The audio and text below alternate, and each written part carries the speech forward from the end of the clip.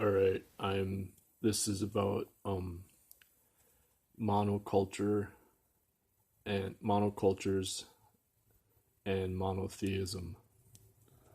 So monocultures are obviously from farming, and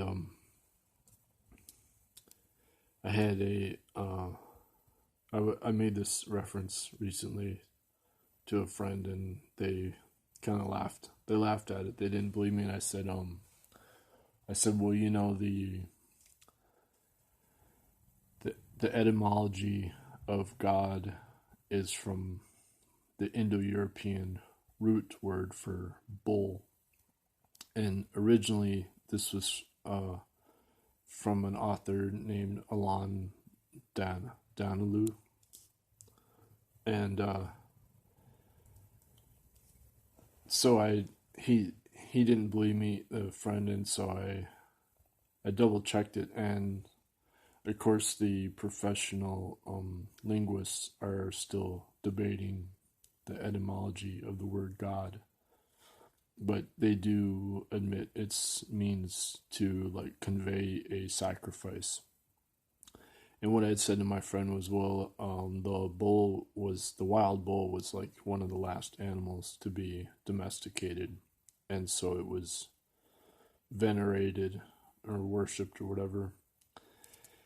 And it turns out, sure enough, that the Indo-European goes back actually to Sumerian, and the Sumerian word is Gud, Gud, and it means bull.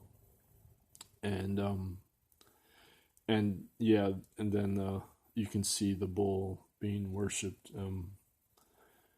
the and what they call the bull cults or whatever.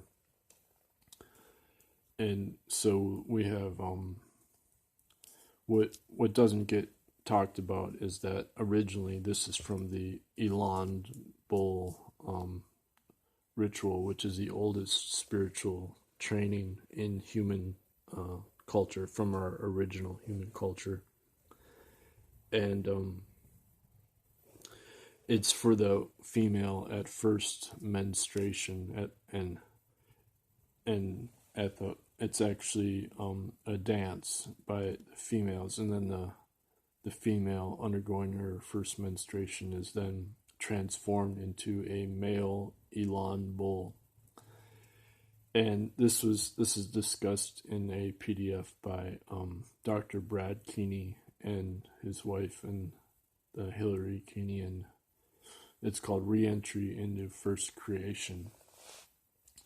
And so I can link the PDF, but the idea is that the male Eland bull has the most fat around the heart, and therefore has the most numb energy, and numb is like the Kundalini life force or snake energy that is that's called like prana in India, or chi in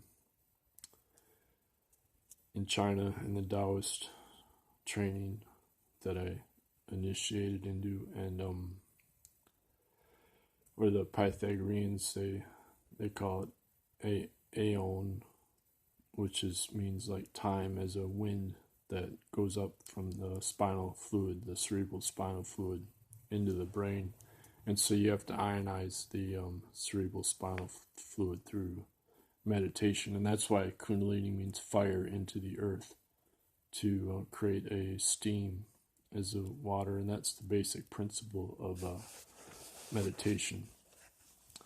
And so what the scientists have discovered is that they've found landscape that's transformed by fire all the way back, I think it was, I want to say 60,000 years ago. So this would be our original human culture, the San Bushmen in Africa. This was in Malawi, and so in other words, the climate naturally was going into a rain period, where there's more rainfall and fertility, but the land didn't transition. Like they could track the transitions by the climate, but suddenly there was no transition because the hunters were using fire to basically create a habitat that favored the small game that they were hunting, the Eland, which is a type of like antelope that they hunted with the bow and arrow, and using a deadly poison that has no antidote. And so how does this get us back to monotheism? Well, with West Asia, the white skin is now documented to be from wheat monocultural farming. And so people have said, well, yeah, the environment doesn't change your genes. Well, actually, there is a epigenetics, and what happened is that they've traced the mutation. It's literally one gene. I think it's a guanine, and it's traced back to something like 20,000 years ago. But what happened is that as wheat farming evolved, then the monoculture lacked vitamin D in the diet, and so this caused the skin to turn white to try to get more vitamin D. And you find this also in like the potato farmers in the Andes, where they're just living off potatoes, and so they also have white skin due to the lack of vitamin D in the diet. And so then the point being that it was the monoculture it didn't just lack vitamin D, but also it caused people to lose, have more diseases and be less strong, because obviously you got vitamin deficiency.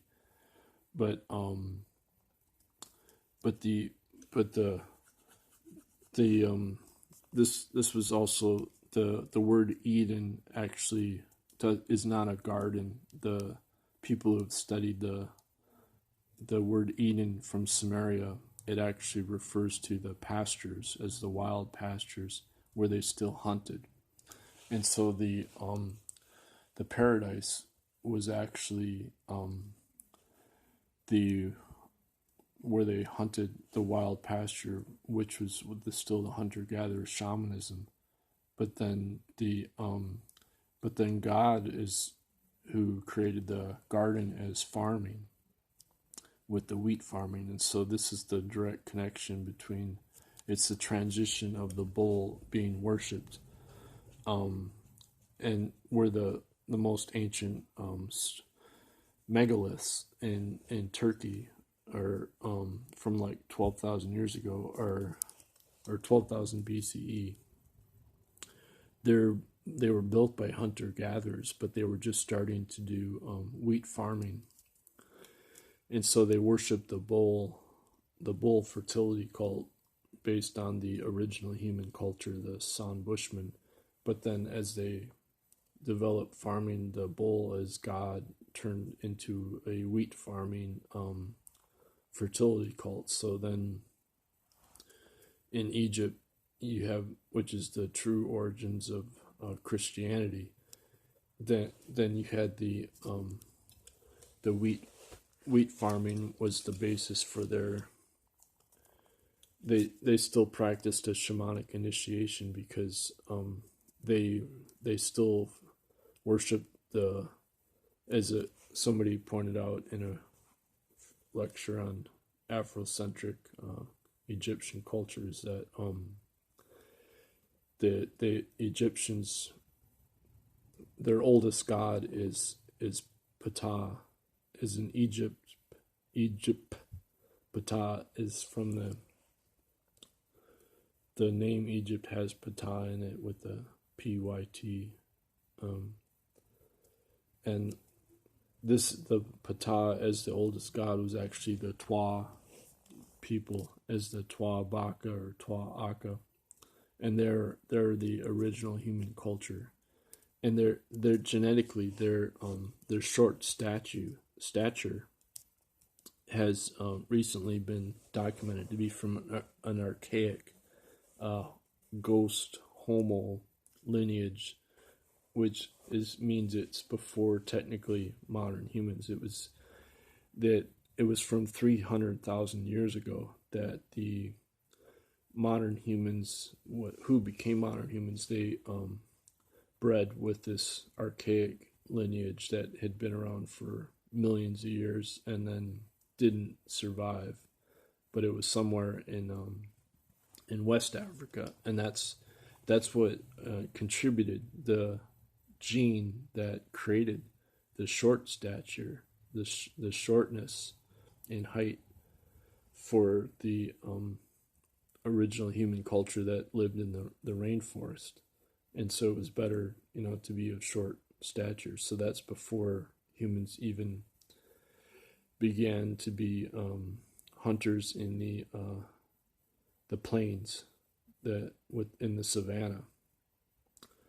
So we're talking about 300,000 years ago, and we were still primarily we were just living in the rainforest, and the original human culture is still from the rainforest. So that's why the Baka and the Twa Baka and Aka cultures are closely tied to the San Bushmen original human culture. So what happened is the San Bushmen survived the Mount Toba supervolcano explosion in 70,000 BCE, and then they traveled north into East Africa, and then they left Africa and traveled around the world. So they were basically just a variation on the rainforest culture originally.